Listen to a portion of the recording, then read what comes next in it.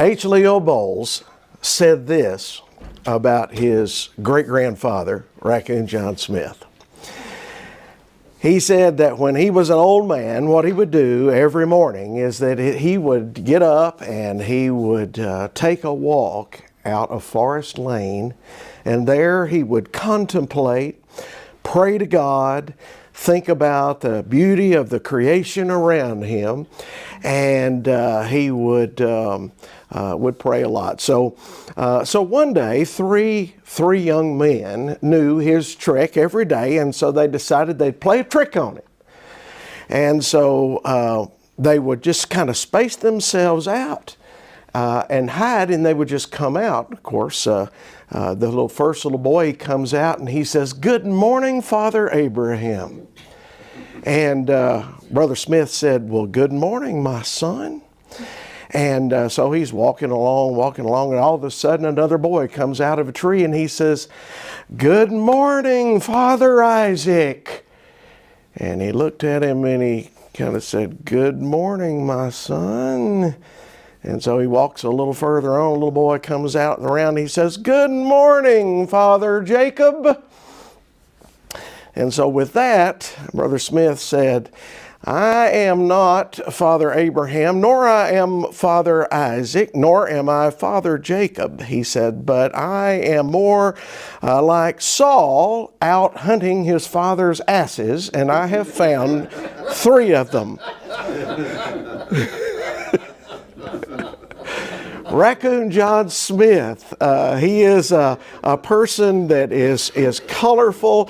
He fills the imagination of what you like to think about of the old pioneer days when these preachers were in the hills and the valleys and the crags and in the lanes, and they were, building and preaching under various different places that were built in the woods, and he certainly fits the bill in a lot of ways. There have been a lot of things that have been said about Racoon John Smith. Some of it is legend, some of it is real. Some things we've been able to find out. One legend I heard one time was that Racoon John Smith was coming in for a meeting, and it was at a campground, and so the people were there and they were sitting there waiting to hear him speak, but he kept away, and so the people kept singing, hoping that he would come. And so finally, this man comes out of the forest on a horse, and he comes up, and there's a tree limb that is right there next to the place where they're all sitting on these cutout wood seats. And he comes up there, and as the horse goes by, he grabs a limb on the tree, and the horse goes on out from under it, and he's there just a-swinging. And he's swinging, and he said, "Take heed." And he said, "Take heed." And he said, "Take heed." And he let go his hands and fell to the ground. And he said, "Lest you fall." And he got up and he preached a sermon on Calvinism and the Bible. And so a lot of different interesting stories about Racoon John Smith. And again, some of them may have been made up, but some of them certainly were true. But John Smith was born the 15th of October in 1784, actually in Upper East Tennessee. I got a picture there, kind of a map. It's really not too far from here, up to the east of us in the Holston Valley. Was where he was born, and he was raised in that area as a young boy. He was raised in a strict Baptist home. They were Virginia Baptists, Calvinists to the core, and he was very, very, I guess, the education was not one that was, he didn't go to a lot of colleges. And in fact, one story that's told, I think Bowles actually tells this story as well, is that he went to one little school for a few weeks, and apparently the teacher of the school, and you have to get back in this time, being kind of in the pioneer areas, families they would pretty well take whoever they could get. If they knew how to read and write, then maybe they would be a good teacher. And so apparently there was this guy that was a bit of an old drunk.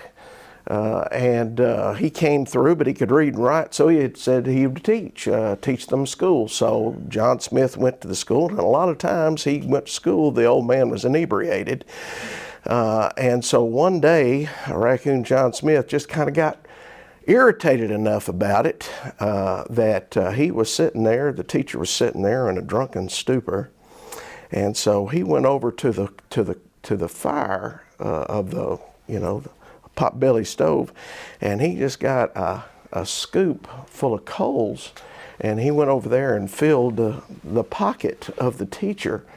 Of course, that kind of broke things up, and it woke the guy up, and I guess he got sober right quick, and he pretty well left town, and John Smith pretty well said, "That's it for me for education," type thing.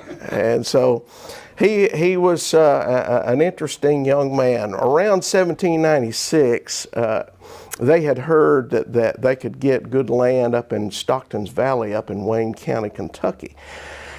And so he and his father and his brother went up there to settle the land. They left the family, his mother and other siblings went up and settled the land there for a time. And you really see some maturity in John Smith in his youth. He was about 12, 13 years old.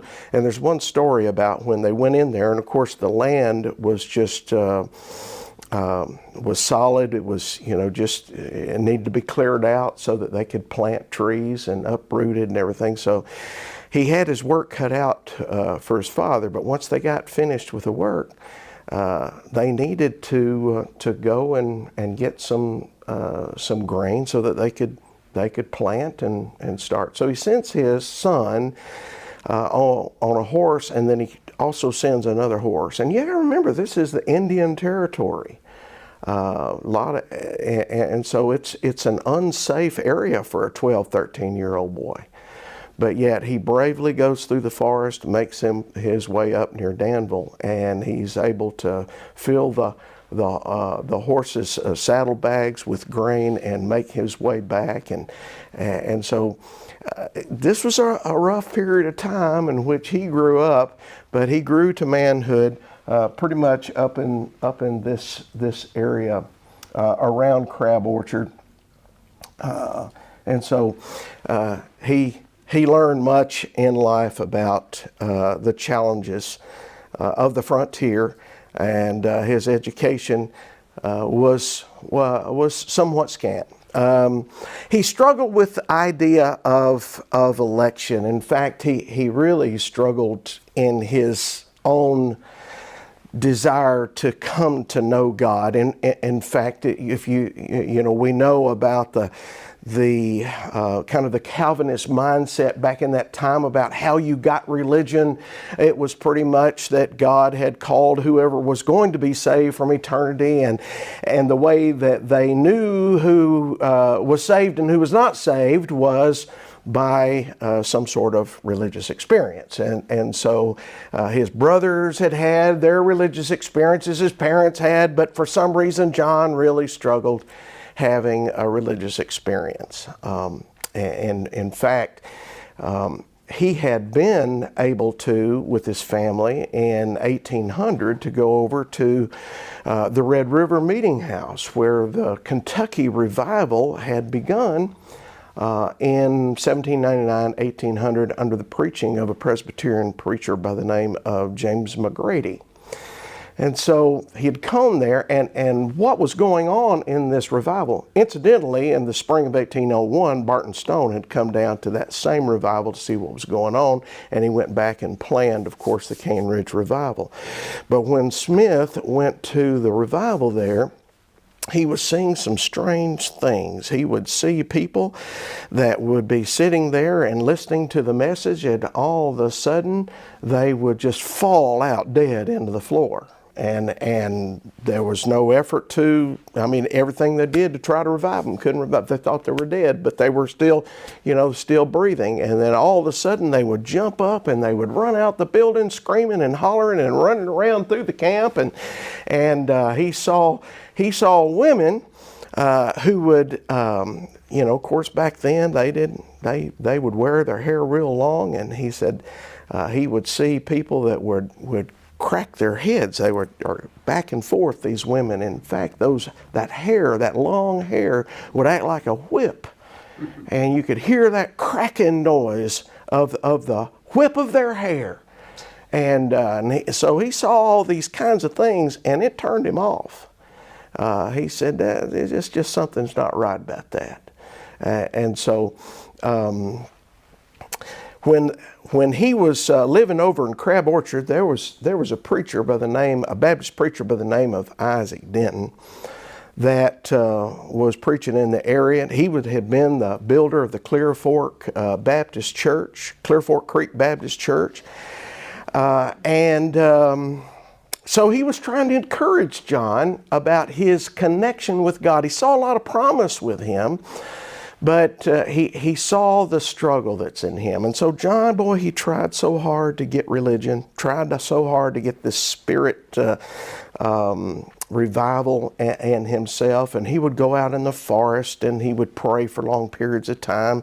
And even there were times where one time he was walking down a path and a viper just jumped out in front of him, and he jumped back, and he said it never bit him. And he just thought, maybe that's the Holy Spirit is getting a hold of me. And so he's relating all these things to Isaac Denton, and in Denton's mind, it just wasn't as extraordinary as some of the things that he had heard said. And so they went ahead and just decided that he's trying so hard, we'll just go ahead and accept him in the church as a saved person, and so that maybe the Lord's just coming to him in a different way. And so he struggled with that, but and then once he became a quote unquote Christian in the Baptist church, he just had a way about him with people that he could interact in a wonderful way. And so they thought, well, he needs to preach. Well, in their religion, you had to have a calling for preaching as well. And so here again, he struggled with the idea of preaching. And so every once in a while, he'd just get up as kind of a lay preacher, and he would exhort. And so finally, here again, something happened that caused them to determine that he had a calling to preach, and so he becomes a preacher. He had another preacher friend by the name of Jeremiah Vardaman, who was preaching up in the bluegrass part of the state, up near Lexington area, and so he was from that area of Crab Orchard. So he came down and he says, you need to go up and you need to see that part of the state. It's a beautiful part of the state. And so John Smith, he decides to go up there, and he investigates, and he sees the wealthy people there. And he's so impressed with the wealthy, he got to thinking, well, there's got to be a way to make money. And so his focus was on making money more than anything else. And so he looked for ways to be able to get money. And so he had married a young lady by the name of Ann Townsend, and they had 3 or 4 children. And so they determined that they were going to try to do something to make money. And so he had this farm out there. He sold the farm for about $1,500. He had heard that down in Alabama they were selling land for just a couple of dollars an acre. And so he decided that he would move his family down there. And so $1,500, he's got about 85 hogs and about 50 head of cattle. And so you can just see this entourage of people making their way out of Valley and making their way back or down to Alabama. It was must have been quite an impressive, $1.25, sorry, an acre was what that he heard about. And so, so they moved down into, I guess, I want to think that it's a little north of Huntsville, section in Huntsville. Is where, I want to call it New Market, if I'm correct, where they settled. And there was a little house down there, a little farm that he purchased, and so they were living there. Of course, being a Baptist preacher, people heard, and so he did a little bit of traveling. So apparently around January of 1850, he's out on a preaching trip. His wife Ann, she was just a really good singer, and she heard about a family who was suffering, and they had heard about her melodious voice, and so they invited her to come and to assist this person who was very, very ill. And so she had a brother and a sister that had actually come with them to be with them and their 4 children. And so they were all in this little log cabin. And so he's away preaching. She goes to a neighbor's house. And along about 10 o'clock, somebody came rushing into the room and said, I believe your house is on fire. She had actually an 18-month-old child with her. She grabs the child. She runs through the forest as fast as she possibly can. And by the time she gets to the house, it is fully engulfed. What had happened was, the brother and the sister, startled, woke up. They ran out the front door, or they grabbed the oldest child and ran out the front door. When they ran to go back in, the house was so engulfed that 2 of the other children perished in the flame. So get this idea, she's coming out of the forest, she's got this 18-month-old child, and she's starting to make her way into the door and to try to help her children. A neighbor's already there. He grabs hold of her, he says, you can't go in. And so she sits down with her little child, and news comes to John Smith, and he goes as fast as he can, you can just imagine. And John Augustus Williams says that the scene was just so full of sadness and sorrow. He goes over, he hugs his wife. They go out into the forest and they talk. And everything was lost except he had 2 children. Brother and sister of Ann were still living. It's said that Ann just took this sorrow so badly that within days she died. And so he buried her there. And so he's got a daughter, he's got an 18-month-old baby, he's got these 2 children, and the weight of the world is so strong on his shoulders. What am I going to do? And so he thought, well, I'll just go home. And then about that time, he himself is taken to sickness, and he ends up in bed for about 6 months being taken care of by a neighbor. And he's just overwhelmed in sorrow. They're taking care of the family. So finally, when he gets his strength up, he goes back to the house that had been burned down. And of course, his hogs were gone, his cattle was spread abroad, and all of his cash was left in a drawer in the cabin. All of his money was gone. He went through around the area where the money was held, and he raked back some of the ashes, and he found about $75 worth of silver. And so he put it back in his bag, and he started making his way back home. In fact, initially he had to leave his children, then he came back later and got them, but he went back home. And so imagine he goes back home with about $76 of what he has. I said 6 months, about 5 months is what I have here on the list. He returns in August of 1816.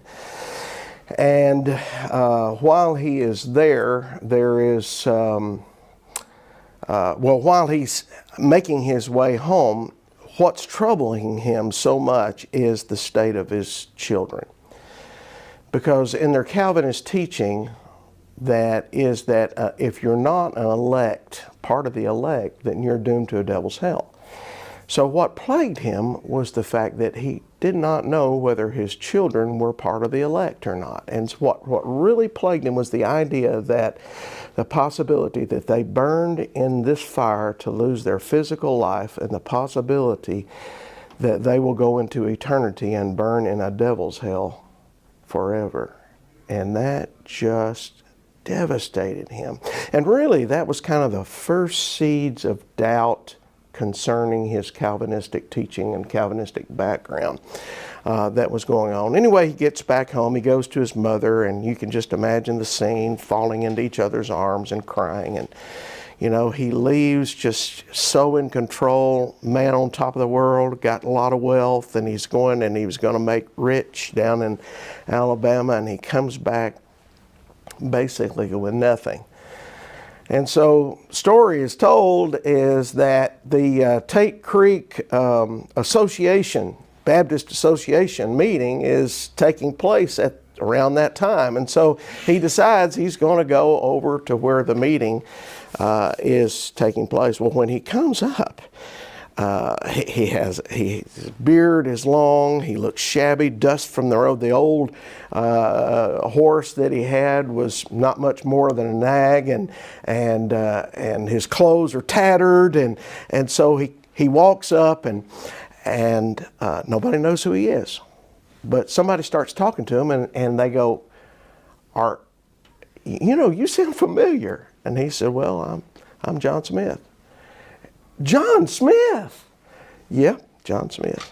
And they said, well, you've got to preach for us this morning. Well, he hadn't preached in 6 months. And so he's like, well, okay, I'll get up and preach. And so this old, tattered-looking guy, saddle-worn, looks like really a nobody. He gets up and he explains to them who he is. He says, I'm John Smith from Stockton's Valley. In more recent years, I lived in Wayne among the rocks and the hills of the Cumberland, and down there saltpeter caves abound and raccoons make their home. On that wild frontier, we never had good schools nor many books. Consequently, I stand before you today a man without an education. But my brethren, even in that ill-favored region, the Lord in good time found me. He showed me His wondrous grace, and He called me to preach the everlasting gospel. And so everybody knew who he was then. And I guess that is kind of where we hear about the idea that he was so identified as Racoon John Smith. People just kind of started referring to him as Racoon John Smith. Well, I guess with a name like John Smith, you kind of need something that'll help people to remember who you are. So he wore the name. Contrary to popular belief, he never wore a coonskin hat. I think sometimes he's rendered in that way. But he was always John Smith, as far as he was concerned, always signed his documents as John Smith. Anyway, it's interesting. He married Ann Townsend, and she was of kind of a well-known family in the community. There was another family, the Harp family, and they had a young girl by the name of Nancy. And so he had met Nancy, and he thought, well, I need a mother for these children. But the closer they got to one another, people just kind of tried to steer them away, because the Harp family just was not of the caliber, and they thought that would hurt him long term. But he saw in Nancy an inner beauty, and so they got close. They married Nancy Hurt, and she went with him to get the children, and they had a new mother, different life certainly than what they thought. Well, around 1817, they were there a couple of years. Around 1817, he had been preaching at Parmelaville Baptist Church, and so he gave up his preaching job there, and they moved to the bluegrass area of the country, and so he received an opportunity to preach for several churches. So he was able to preach at Blue Ash, Grassy Lick, Lulbegrud, Spencer Creek, Somerset, and of course Mount Sterling. I will just say this right quick, just as a side. Polishing the Pulpit is doing a tour this summer, a restoration tour, and I'm leading that. We're going to go to Cane Ridge, and I'm going to lecture in the morning and the evening, but we're actually going to work in the day. We're going to bring our weed eaters and shovels and kind of help them to kind of clean up around the area, the cemetery. And then we're going to go on up to West Virginia and work around the Campbell Mansion. So that's the last week in June of this year. And so there's information on PTP's site, but I'm going to be teaching in the morning and the evening. So just, it starts on Monday evening at 6 o'clock at Spencer Creek. And they have the old pulpit where John Smith preached, and I'll have the honor to stand behind that podium and talk about the life of Racoon John Smith to kind of get us going for the week. So some of the things I'm sharing with you are things that I will share then on that occasion. So he's living, he becomes basically Montgomery John Smith, Montgomery County, and he is working among the Baptist churches in that region. So he, in his reading, of course, some of these things that were troubling him about his children that perished in Alabama, those things kind of continued to plague him. It caused him to doubt some of the basics of the philosophies and doctrines that he had been, that had been his meat all his life. And so John Augustus Williams makes reference in his volume on page 145 about one Sunday morning where Smith is just really struggling. He's studying, he's preaching his message, and all of a sudden, right in the middle of his sermon, he stops and he says, "Brethren, something's wrong. I'm in the dark." He said, "We're all in the dark. But how to lead you to the light or to find the way myself before God, I know not." So he took a seat. Song hardly arose from the lips of the congregation, but a prayer for light went up in that hour from the honest heart of John Smith that was heard in heaven by the Father of lights and author of all truth. The crowd dispersed. He went directly but silently home, and as if he would find the sacredness of that humble spot, and in the counsel of his wife some ray of light to dispel the darkness from his mind, and into the bosom of that wife he so often, his strength and weakness, his comfort in trouble, he poured the confusion of his thoughts. They bowed together in prayer, and while he begged for light, he placed himself both to heaven and to her, that he would take God's word as his only oracle and examine it carefully, and calling no man master, follow its teachings wherever they might lead him. Well, a couple of life-changing events took place. In about 1823, somehow he received a copy of the prospectus for the Christian Baptist. It was the writings. It was the first magazine, Alexander Campbell of Virginia, then Virginia, West Virginia now, but then of Virginia, had began distributing. Campbell was a Baptist preacher and was an educator, had come from Ireland, and so certainly a good study just in his own right. But he got a copy, Smith did, got a copy of the Christian Baptist, and he started reading it voraciously. And I don't know how much you've read in the Christian Baptist, but beginning in volume 2, Campbell started a series of articles over the next year and a half. I think it's 20 different articles on the restoration of the ancient order of things. And I wonder, as he read those articles, if they were not the things that caused him more than anything else to realize that, you could take the Bible alone and you could do Bible things in Bible ways. You could speak where the Bible speaks and remain silent where the Bible is silent. And through it, that you could just be Christians, New Testament Christians. And so we would assume that was one of the things that really, really, really began to change the thinking of John Smith. Well, in 1824, the next year, Campbell made a trip down. He had made a trip the year before in October of 1823 to debate William L. McCalla. And of course, at that time, Campbell was known as a Baptist, but he was kind of adopted in as a Baptist simply because he was immersed. But he pretty well, from his study of the Bible, was pretty foreign to basic Baptist philosophy and teaching. And so when Campbell came down, he was everybody loved Campbell because he was the great defender of immersion, and he debated McCalla. And so when he came down in 1824, Smith had a chance to read some of the Christian Baptists. He wanted to hear this man, and so he rides over to hear Campbell preach. Rides about 20 miles over there. He goes with a friend called William Vaughn.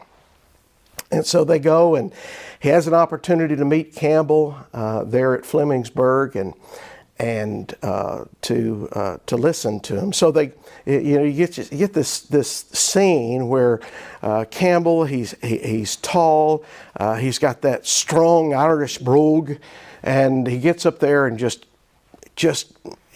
blows their minds at how well he understands the Bible. And so he does a sermon on Galatians, I think the 3rd chapter. And when he gets through, his friend is sitting next to him, and he leans over to Brother Smith and he says, "Brother Smith, what did you think of Brother Campbell's preaching?" And he said, "Well, quite frankly," he said, "I'm disappointed." And he said, "Disappointed?" And he said, "Well, I rode my horse 20 miles to come hear a man preach for 25 minutes. And his friend Billy said, "Brother Smith," he said, "I think you need to check your watch." He looked down and he saw that Campbell had been preaching for 2.5 hours. And so he was impressed with Campbell, and a good friendship began. And can you imagine the conversations they would have had, the questions that Smith would have been asking, and the time it said that he stayed with Campbell when it was time for him to part. Now, what Campbell does is he goes over, makes his way over to Cane Ridge to meet another preacher, a Presbyterian preacher, or used to be a Presbyterian preacher by the name of Barton W. Stone. And so they come to a turnoff, and I guess it's not Smith's time to meet Stone yet. So he makes his way back home to Mount Sterling, and Campbell makes his way on over and is introduced to Barton Stone. And of course, through their interaction, you see a melding together of mindset that seems to be centrally based in the Scripture from both groups, and ultimately leads to a union that takes place. Smith, he heads back to Mount Sterling, and he's just excited about the potential of what can happen. And so he's preaching the Bible. And so finally, in around October of 1825, there was kind of an impasse that took place at Spencer Creek. There was a young man by the name of Jacob Coons. He had married a young girl who was actually the daughter of James Howe, a Methodist preacher from a church not too far away. And so of course, Coons had been listening to John Smith preaching the Bible. And so Coons presented himself to be baptized. And of course, you know what happens in the Baptist church. What you've got to do is you've got to relate your experience to know whether you are saved or not. And so Williams says this, when young Coombs came forward, Smith, who had extended the invitation, told him to go on in his own way and say to the church whatever he pleased. Basically, relate your experience. Well, the candidate remarked that he had been for some time concerned about the subject of religion, but had no strange sights and had heard no strange sounds. And he believed with all his heart that Jesus was the Christ and wished to obey him. Smith arose and said, "Brethren, with the Bible in my hand, if I were to die for it, I do not know that any other question to ask him." Coombs was examined no further, but was admitted to baptism on that simple confession. This incident occurred early in October 1825, and taking place with the approbation of the church that had no constitution or creed, but the inspired word, may be recorded on the first exemplification of ancient order within the bounds of district, if not in the state. So they're thinking this is the first person that's been baptized just simply on the basis of his faith in God. And I've never found a likeness of Jacob Coombs, but he and his brother actually were preachers and moved out to Missouri, and I found his grave. So I have a picture of his marker that is in a cemetery that's just pretty well destroyed, and they had taken the markers and put it in a wall, and his was one that was in the wall. So in 1826, he's reading. He gets a copy of Alexander Campbell's translation of the Bible, the Living Oracles, and he begins from that promoting unity in their various Baptist Association meetings. So in 1827, Lohberg laid 3 different charges of heresy against Smith. It wasn't resolved. They just kind of, in these meetings, he had accusers, and so they would talk about it, and then they would put it to rest. Reminds me of a lot of elders' meetings. It's just kind of, we'll put it off for another time. In 1828, after 5 years at Mount Sterling, 142 members, of which he had planted 5 Reformed churches, John Smith told Nancy that he had baptized 700 sinners and capsized 1,500 Baptists in the process. So in 1829, the meeting at the Bracken Association, Walter Warder invited John Smith to preach against the Philadelphia Confession of Faith. And this is recorded by J.H. Spencer, who writes the history of the Baptists of Kentucky. And so, of course, he does. He gets up and he preaches. And so you got some people who are sitting there that they like what they're hearing, but you've also got some people who are sitting there and they are seething. And so you see division taking place. In 1830, the Elkhorn Association meeting at Silas in Bourbon County. And of course, Bourbon County is where Cane Ridge is. Representatives for 23 churches attend. They established that 10,000 were now among the reformers. That's the Reformed Baptists. Generally, we think of Campbell's group as the Disciples of Christ, but in Kentucky, they were referred to as Reformed Baptists. But essentially, they were followers or had been influenced by Alexander Campbell through the Christian Baptist and his writings. Of course, Millennial Harbinger doesn't start till 1830, and so mainly it's Christian Baptists that they had been influenced by. And so division takes place among the Baptists. Smith departs from the Baptists, but so he's got this group. He's got about 10,000 people. And so it's around this time that he meets several people from the Christian movement, among whom are Barton W. Stone. So there's this great meeting that takes place at the Great Crossings Baptist Church in Scott County. And so you've got Smith, who's representing the Baptists. John T. Johnson had been a Baptist preacher in Georgetown, and he had met Barton W. Stone, who preached at the Christian Church in Georgetown, and they became fast friends. In fact, Smith and Stone and Johnson, had worked together on the Christian Messenger. They were co-editing it. John Rogers was a Christian preacher. In fact, John Rogers is the one that later even writes the biography of Barton W. Stone. Really takes the autobiography and he enhances it. And so that's something certainly well worth reading. Jacob Kreth Jr. and Sr. Were there. They weren't father and son. They were I guess, uncle and nephew type thing.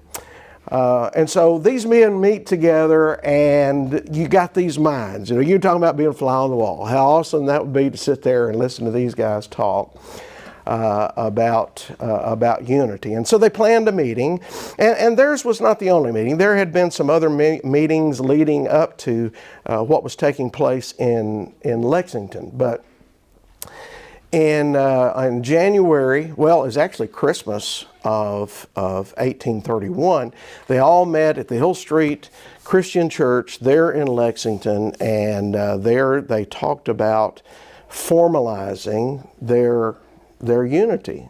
Again, they saw from as far back as 1824, when Stone met Campbell, they had been talking about how they were doing so much the same thing. They should be doing those things together. And so you see this great unity meeting take place January the 1st between the Reformed Baptists, or the Disciples of Christ, and the Christians in Kentucky. And notice there on the screen it says that Barton Stone, I've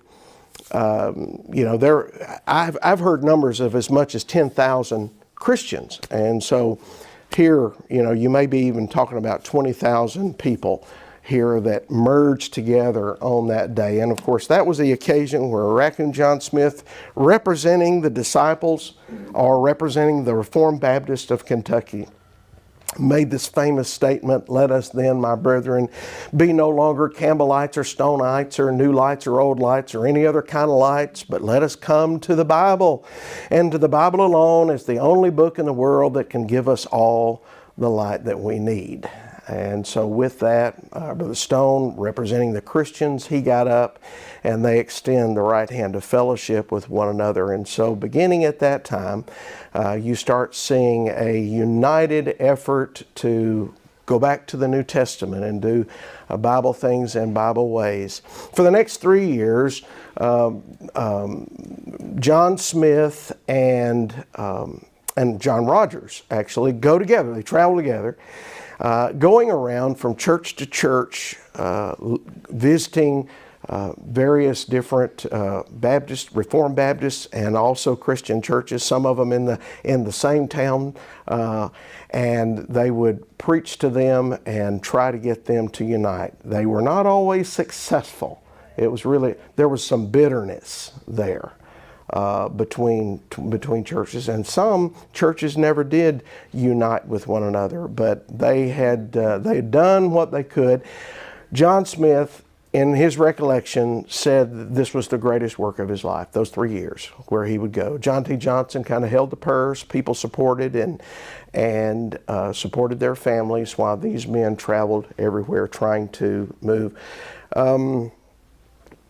I'm trying to remember, I think it's 1834 is when Barton Stone actually moves to Illinois to free his slaves, which, interesting, is I know I don't have a lot of times, but there is I have a restoration preacher on my webpage called Absalom Adams. You need to look up his site, because he had a letter that he wrote there talking about what Stone did when he left. He didn't go to Illinois to free his slaves. He went to Illinois so his slaves could be free. He abandoned his slaves in Kentucky. And Adams talks about him coming back to visit and him going with Stone over to see how he had paid for them, took care of them. But in Kentucky, you couldn't free your slaves, but you could abandon your slaves. And so he abandoned them, moved to Kentucky. He took care of them financially while he was gone. But he made a trip back and he went and visited with them. And he talks about the pathos, the love. It's just that he shares there. It's just precious. And I'd never known that. But anyway, Stone moves up to Illinois Jacksonville, Illinois, to spend the remainder of his life. And so, but that's just kind of an interesting side. 1840, he makes trips into Indiana. His daughter Jane, who was married a man by the name of Thomas J. Bowles. They have a son named Henry, and Henry is a gospel preacher, just like his grandfather. And one of his children is Henry Leo Bowles, and so H. Leo Bowles. So the two children that died during the period of he had two more children to die. 1843. That's a sad story there. 1843. That was during the debate that Campbell had. What was the 1843 debate that Campbell had? N.L. Rice, I believe it was, at the Main Street Church in Lexington. During the debate, he was sitting on at the table with Campbell, and he got message that something had happened at home. They had a hog killing, and they had water boiled, and the little boy had fallen into the water. Just a horrible, horrible thing, type thing. So before his death, 10 of his 15 children die with their wives. He had purchased a home there in Mount Sterling. That building is still standing today. You can visit there on Main Street. Not long after it, he starts having trouble with another restoration young preacher that comes in, and he starts pointing the finger at Smith, that everything he does is for money, and by this time he was pretty well to do. But rather than deal with the mess, he left, and so he moves to Georgetown, works with John T. Johnson in 1851. 1861, his wife dies, and so he spends the last 6 years of his life going between Owensville, where one daughter is, and Mexico, Missouri. In fact, February 28, 1868, he dies in Mexico, Missouri, at the home of Emma Ringo, his daughter. So here's a picture of John Smith in his old age. I only found this not too many years ago. A friend of mine in Missouri, actually, Lloyd Pelfrey. I don't know if you know him, but he was connected with the Disciples College up there. And he sent me this picture of John Smith. He's buried in Lexington, Kentucky. If you're ever in there, go by the Lexington Cemetery. J.W. McGarvey and John T. Johnson, Racoon John Smith, and a host of other well-known restoration preachers are buried there. Two authors that I'll mention, John Augustus Williams and also Everett Donaldson, have written volumes talking about the life of John Smith. So he was an interesting person. Get to know him more. I could say so much more, but my time is way gone. So thank you so much for listening. Thank you.